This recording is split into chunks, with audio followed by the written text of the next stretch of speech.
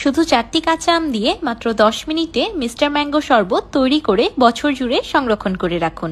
আর যে কোনো সময় মাত্র 2 মিনিটেই চটপটে স্বাদের শরবত রেডি করে এই প্রচন্ড গরমে শরীর ঠান্ডা রাখুন এবং ওজন হিসাব করলে এখানে প্রায় 700 গ্রাম আম আছে। আমি আমগুলোকে খুব ভালো মতো ধুয়ে পরিষ্কার করে নিয়েছি। এবার একটি পিলারের সাহায্যে আমগুলোর স্কিন পিল করে নেব।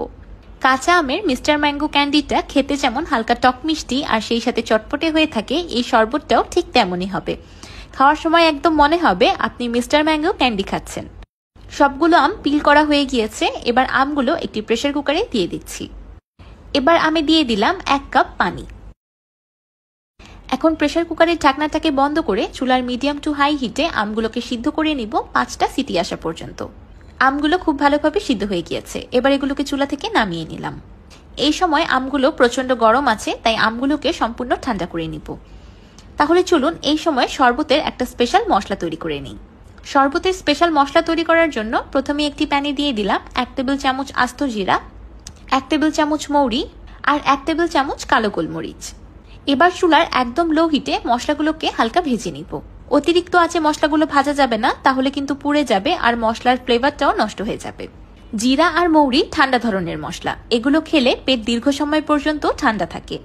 কালো গোলমরিচটা যদিও গরম ধরনের মশলা, কিন্তু এটাকে ঠান্ডা পানিতে মিক্স করলে তখন কালো গোলমরিচও পেট ও শরীর ঠান্ডা রাখতে খুব বেশি কার্যকর। তাই চেষ্টা করবেন শরবতে এই মশলাগুলোকে ব্যবহার করতে। এগুলো আপনাদের পেট আর শরীর একদম ঠান্ডা রাখবে আর এই গরমে হিটস্ট্রোক থেকে বাঁচতে সাহায্য করবে। আমি সবগুলো মশলা ড্রাই রোস্ট করে নিয়েছি। এখন এগুলোকে ব্লেন্ডার জারে ব্লেন্ড করে একটা ফাইন পাউডার তৈরি করে নিই। তো তৈরি হয়ে গেল শরবতের জন্য একটা স্পেশাল চটপটে মশলা। এইদিকে সিদ্ধ করে রাখা আমগুলো খুব ভালোভাবে ঠান্ডা হয়ে গিয়েছে। এবার হাতের সাহায্যে আমের পাল্প আর আঠিগুলোকে আলাদা করে নিব। সবগুলো আমের পাল্প আলাদা করা হয়ে গিয়েছে। এখন এই আমের পাল্পগুলোকে একটি ব্লেন্ডার জারে দিয়ে খুব ভালোভাবে ব্লেন্ড করে একটা স্মুথ পেস্ট তৈরি করে নিব। দেখতেই পাচ্ছেন কাঁচা আমের কত সুন্দর গ্লসি একটা পেস্ট তৈরি হয়ে গিয়েছে। এবার দিয়ে দিলাম 1 কাপ বা বড় 1 মুঠো ফ্রেশ পুদিনা পাতা। এই কাঁচা আমের শরবতে পুদিনা পাতার ফ্লেভারটা খেতে দারুণ লাগে। হাতের কাছে পেলে পুদিনা পাতাটা অবশ্যই দেওয়ার চেষ্টা করবেন। এতে শরবতে স্বাদ যেমন বেড়ে যাবে, সেই সাথে শরবতটা খেতে খুব বেশি রিফ্রেশিংও লাগবে।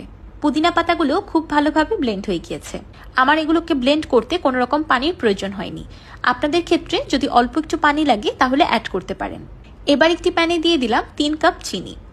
চিনির পরিমাণটা আপনারা আপনাদের স্বাদ অনুযায়ী কম বেশি করতে পারেন। 3 কাপ চিনির জন্য দিয়ে দিলাম 1.5 কাপ পানি। যতটুকু চিনি নেবেন তার ঠিক অর্ধেক পানি দিলেই হবে। 3 কাপ চিনি দেখে অনেকেই কমেন্ট করবেন, আল্লাহ এতগুলো চিনি, এটা তো একদমই স্বাস্থ্যকর না, এতগুলো চিনি একসাথে খেলে তো মানুষ মারা যাবে। আচ্ছা, আমি তাদের বলতে চাই, আপনারা কি এই সবগুলো শরবত একাই খেয়ে ফেলবেন? আর যদি একাও খান তাহলে কি এক বসাই খেয়ে ফেলবেন? একদমই না, তাই না?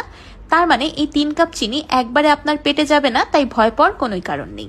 চিনিগুলো পানিতে খুব ভালোভাবে গলে গিয়েছে। এবার দিয়ে দিচ্ছি আগে থেকে ব্লেন্ড করে রাখা কাঁচা আম আর পুদিনা পাতার পেস্ট। এবার সবকিছু একসাথে খুব ভালোভাবে মিশিয়ে নিব। সুন্দর একটা কালারের জন্য দিয়ে দিলাম কয়েক ফোঁটা গ্রিন ফুড কালার। এটা একদমই অপশনাল, আপনারা ইচ্ছে করলে স্কিপ করতে পারেন। কিন্তু যেহেতু কাঁচা আমের শরবত বানাচ্ছি, এমন একটা গ্রিন কালার থাকলে দেখতে ও খেতে কিন্তু দারুণ লাগবে। এখন দিয়ে দিলাম আগে থেকে তৈরি করে রাখা চটপটে শরবতের মশলা। এই মশলাটা অ্যাড করার সাথে সাথেই চারিদিকে এত সুন্দর একটা ঘ্রাণ ছড়িয়ে পড়েছে যে বলে বোঝানোর মতো না। এখন দিয়ে দিলাম 1 টেবিল চামচ বিট লবণ আর 2 চা চামচ সাদা লবণ। হাতের কাছে থাকলে বিট লবণটা অবশ্যই দেওয়ার চেষ্টা করবেন, এতে শরবতে খুব চটপটে একটা ফ্লেভার আসবে। এই পুরো রান্নাটার সময় চুলার ফ্লেমটা মিডিয়াম টু হাইতে আছে। আমি যতটুকু পরিমাণে শরবত তৈরি করছি আপনারা তা দিয়ে 45 থেকে 50 গ্লাস শরবত তৈরি করতে পারবেন। আমি অল্প একটু শরবতের মিক্সচার 2 হাতের আঙুলের মাঝখানে নিয়ে চেক করে নিয়েছি। দেখতেই পাচ্ছেন কেমন একতারের মতো একটা শিরা তৈরি হয়েছে, কিন্তু তারটা প্রপারলি ক্রিয়েট হচ্ছে না। এটাই এই শরবতটার পারফেক্ট কনসিস্টেন্সি। এর থেকে বেশি ঘন করবেন না, তাহলে পরবর্তীতে শরবতটা বেশি শক্ত হয়ে যাবে।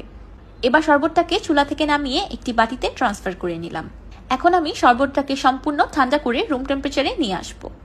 এই শরবতের মিক্সচারটাকে এভাবেই স্টোর করে রাখলে পরবর্তীতে চিনিগুলো ক্রিস্টালাইজ হয়ে জমে যেতে পারে। তাই শরবতে অ্যাড করে দিলাম 2 টেবিল চামচ লেবুর রস। এই লেবুর রস দেওয়ার ফলে চিনিগুলো আর ক্রিস্টালাইজ হয়ে জমতে পারবে না। শরবতের মিক্সচারটা সম্পূর্ণ ঠান্ডা হয়ে গিয়েছে।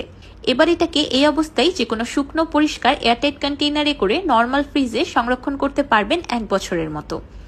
যখন খুশি তখন ফ্রিজ থেকে বের করে শরবতটাকে ঠান্ডা পানিতে গুলিয়েই খেয়ে নিতে পারবেন। এবার আমি আপনাদেরকে এই শরবতের প্রিমিক্সটা দিয়ে শরবত তৈরি করে দেখাচ্ছি। শরবত তৈরি করার জন্য একটি বাটিতে নিয়ে নিয়েছি কিছু বরফ। বরফে দিয়ে দিলাম 1 কাপ মিস্টার ম্যাঙ্গো শরবতের মিক্সচার।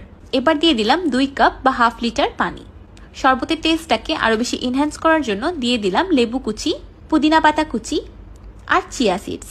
তো তৈরি হয়ে গেল দারুণ মজাদার ও রিফ্রেশিং মিস্টার ম্যাঙ্গো শরবত। শরবতের পাউডার রেডি করতে হলে অনেকদিন সময় নিয়ে রোদে আম শুকিয়ে নিতে হয়, কিন্তু আপনারা এই পদ্ধতিতে ইনস্ট্যান্টলি শরবত তৈরি করতে পারবেন। এই শরবতটা খাওয়ার সময় আপনার মনে হবে যেন আপনি একদম মিস্টার ম্যাঙ্গো ক্যান্ডি খাচ্ছেন। ঠান্ডা ঠান্ডা আমের শরবতটা খাওয়ার সাথে সাথেই একদম মন প্রাণ কলিজা ঠান্ডা হয়ে যায়। আরেকটি মজার বিষয় হলো আপনারা যে কোনো মৌসুমে তাজা তাজা কাঁচা আমের শরবতের স্বাদ নিতে পারবেন। যখন তখন মেহমান আসলেও এই ম্যাঙ্গো শরবতটা বানিয়ে তাদের সামনে পরিবেশন করতে পারবেন। শরবতটা খেতে টক মিষ্টি, সেই সাথে চটপটে একটা ফ্লেভার আর ঠান্ডা ঠান্ডা খেতে দারুণ লাগছে। তাহলে আপনি দেরি করছেন কেন? আজকেই এই মিস্টার ম্যাঙ্গো শরবতটি বানিয়ে সারা বছরের জন্য সংরক্ষণ করে ফেলুন। আমার আজকের এই মিস্টার ম্যাঙ্গো শরবত রেসিপিটি আপনাদের কাছে কেমন লাগলো আমাকে অবশ্যই কমেন্ট করে জানাবেন। ভিডিওটি ভালো লাগলে একটি লাইক দিবেন আর আমার চ্যানেল সাবস্ক্রাইব করে আমার চ্যানেলের পাশেই